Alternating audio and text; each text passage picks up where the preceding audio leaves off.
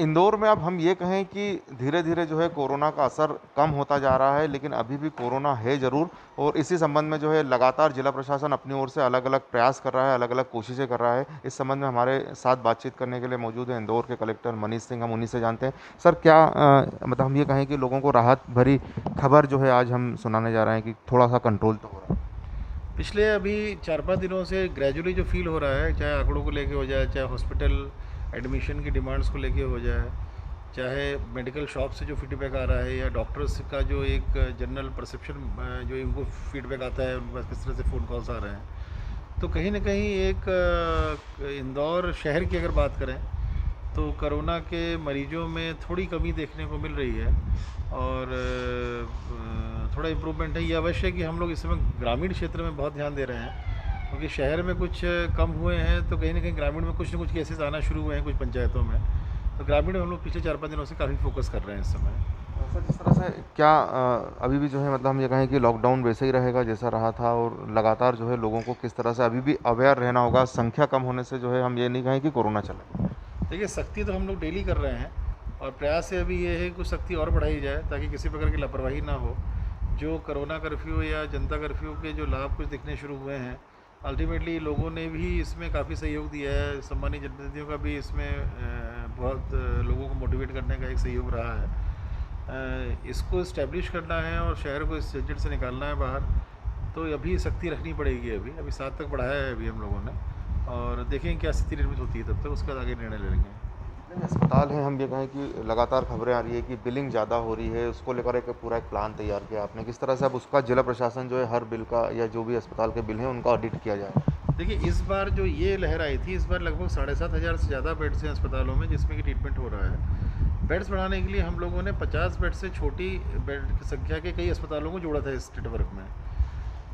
कहीं ना कहीं अगर कॉर्पोरेट हॉस्पिटल्स की बात करें तो इतनी समस्या वहाँ पर नहीं है। कुछ कुछ केसेस में आती है कई बिलिंग को लेकर, पर बहुत कम शिकायतें वहाँ की आती हैं। ज़्यादातर शिकायतें जो हैं 50 बेड या छोटे बेड के जो हॉस्पिटल्स हैं उसमें बिलिंग की ज़्यादा लेकर के आ रही है। इनको 2-3-4 बार हम लोगों ने समझाया भी था मीटिंग लेकर के, चाहे रेमडेसिविर के उपयोग को लेकर के हो कि सही, अगर हमने किसी अस्पताल में भले उसकी रिक्वायरमेंट 20 की हो, रेमडेसिविर सप्लाई जो हो रही है वो 5 की अगर होती है उस दिन पर्टिकुलर डे डीलर के यहाँ से, तो उसको 5 उन्हीं लोगों को लगा सकता है जो उसके अस्पताल में एडमिटेड है, उसके लिए दी जा रही है। उसके अगर किसी अस्पताल की शॉप में कोई मेडिकल शॉप है, वहाँ रेमडेसिविर आ रही है, तो वो भी उसका उपयोग उसको अस्पताल के ही एडमिटेड पेशेंट्स के लिए करना चाहिए। साथ साथ बिलिंग का भी क्राइटेरिया हम लोगों ने कुछ बनाया हुआ था, अभी फिर से हम लोगों ने आदेश जारी किया है। उसमें कुछ मद डिफाइन किए हैं हम लोगों ने। पुराने साल जो आदेश किया था उसमें से 2-3 मदों में हम लोगों ने कहीं ना कहीं दरें भी कम की हैं, और जो कंसल्टिंग डॉक्टर्स का जो रहता है उसमें हम लोगों ने सजेशन दिया है, एक एडवाइजरी टाइप की दी है उनको कि इससे 2,000 रुपये से ज़्यादा ना लें तो अच्छा रहेगा। ये अवश्य है कि हम लोगों ने किसी प्रकार से भी कंसल्टेंट डॉक्टर्स की फ़ीस को रेगुलेट नहीं करने का प्रयास किया है, पर उसमें अनुरोध किया है उससे कि 2,000 से ज़्यादा ना लें, क्योंकि दिक्कत है। इसी प्रकार छोटे अस्पतालों में जो अन्य चार्जेस लगाते थे लोग, अन्य चार्जेस के नाम पे बहुत ज़्यादा बिल बन रहा था, उसको स्पष्ट बना कर दिया गया है कि जो हेड्स हम लोगों ने बतलाए इस आदेश में, इससे भिन्न मदों में कोविड ट्रीटमेंट में ये पैसा नहीं ले सकेंगे, और ये आज ही से लागू होगा। इसमें हम लोग 3 कैटेगरी में अस्पतालों को बांट रहे हैं। 50 से कम बिस्तर वाले जो कोविड के मरीज वाले बिस्तर हैं, 50 से 100 बिस्तर वाले ट्रीटमेंट वाले हॉस्पिटल, और 100 बिस्तर से अधिक में जहाँ पर ट्रीटमेंट चल रहा है वो हॉस्पिटल। चार्टर्ड अकाउंटेंट एसोसिएशन से बात हुई है हम लोगों की, 3 अलग अलग कैटेगरी के लिए वो लोग 3 अलग अलग टीम्स दे रहे हैं, और एडीएम के सुपरविज़न में तीनों कैटेगरी में रेगुलर कहीं ना कहीं अस्पताल से हम लोग सैंपल उनके किसी पेशेंट के बिल हम लोग लेंगे, उसका पूरा डिस्चार्ज जो रहता है, क्या मेडिकेशन किया, उसका डिटेल्स पूरा लेंगे, और वो टीम सीए की बैक एंड पे उसकी ऑडिट करके रिपोर्ट हम लोगों को 24 घंटे में देगी। दूसरी तरफ जो अपना राधा स्वामी कोविड सेंटर है वहाँ पर सुविधाएं बढ़ाने की बात की जा रही है, 1200 बेड आज लगभग लगभग कंप्लीट होगा और वहाँ से भी काफ़ी अच्छे रिजल्ट हैं। वहाँ पर अभी कल से हम लोगों ने 600 और स्ट्रेंथ बढ़ा दी है उसकी।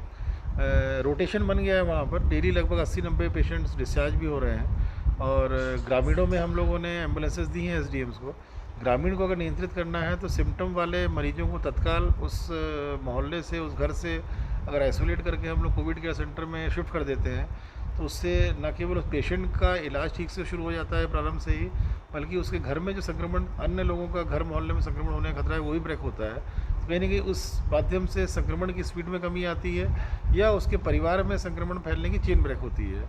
तो ये भी हम लोग प्रयास कर रहे हैं, इसीलिए हम लोगों ने 1200 पे भी ले गए हैं इसको, और अभी की परिस्थितियां देखते हुए जिस प्रकार के कोविड के अब ट्रेंड दिख रहा है आने वाले समय में, मुझे लगता है कि 1200 बिस्तर सफिशिएंट रहेंगे। और इसी में हम लोग जो 8 अस्पताल बड़े हैं, पहले वाले सेक्टर में हम लोगों ने मेदांता, बॉम्बे हॉस्पिटल, चोइथराम और अपोलो को लिया था। सेकंड फेज़ में हम लोगों ने विशेष जुपिटर, शेल्बी, CHL और यूनिक को जोड़ा है।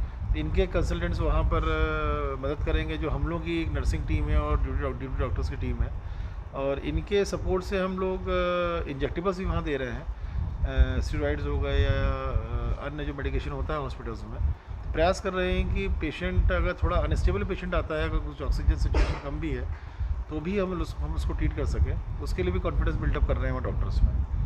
हाँ, जिस तरह से आप अपने सीधे तौर पे जता दिया है कि कोई भी गलत करेगा तो रासुका तक की कार्रवाई भी की जाएगी, जैसे इंजेक्शन हो या दवा की कालाबाजारी हो या कुछ ऐसे अस्पताल के स्टाफ को हम लोग ने रासुका किया भी है। अब तक रेमडेसिविर की कालाबाजारी को लेकर 9 NSA हम लोग कर चुके हैं, जेल में हैं लोग वो।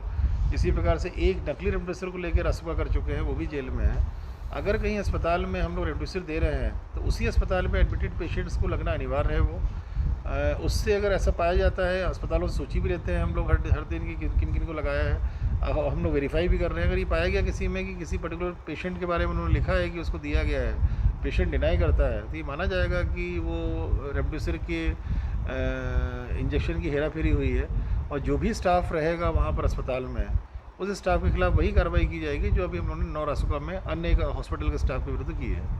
एक आखिरी सवाल, जिस तरह से इंदौर स्वच्छता में नंबर 1 आया था और आज भी इस महामारी में, इस संकट में भी जो है सफाई वैसी ही चल रही है जैसी चलना चाहिए, तो क्या कहेंगे उन स्वास्थ्य मित्रों के लिए जो पूरी ईमानदारी से? देखिए, वो तो हमेशा ही बेचारे एक सॉलिड वेस्ट मैनेजमेंट में डील करते रहे हैं, तो उनको तो हमेशा हम लोगों ने बहुत ध्यान रखा है सफाई मित्रों का इसमें। अभी कोरोना की महामारी में चूँकि शहर थोड़ा बंद भी रहता है अभी, इस समय सॉलिड वेस्ट कम जनरेट होता है, किंतु फिर भी वो निरंतर लगे हुए हैं। और उनके स्वास्थ्य के लिए इसी टीकाकरण हम लोगों ने प्रायोरिटी में कराया था उनका। सेकंड टीकाकरण भी काफ़ी लोगों का हो गया है उनका। ये सब चीज़ें इसीलिए प्राथमिकता में कराई गई थी कि वो ऐसी जगह डील करते हैं जहाँ पर हमेशा संक्रमित होने का खतरा बना रहता है उनका। और उन्हीं की बदौलत आज शहर स्वच्छ है, हमारे वाल्मीकि समाज के सफाई मित्रों की बदौलत। अपना टारगेट टीकाकरण का है, इंदौर को जो है मुक्त पूरी तरह से टीकाकरण का जब भी फिर से गवर्नमेंट का एक अगर निर्देश मिलेंगे तो लार्ज स्केल पे प्लानिंग की है हम लोगों ने कि डेली 50-75 हज़ार 50 हज़ार कम से कम हो जाए उसमें। और ग्रामीण में बहुत अच्छा रिस्पांस मिला था। अभी 85% लोगों ने ग्रामीण में रिस्पॉन्ड किया था और टीकाकरण कराया था 45+ का। शहर में जरूर थोड़ा कम लोगों ने रिस्पॉन्ड किया था, 52% ही जा पाया था 45+ का।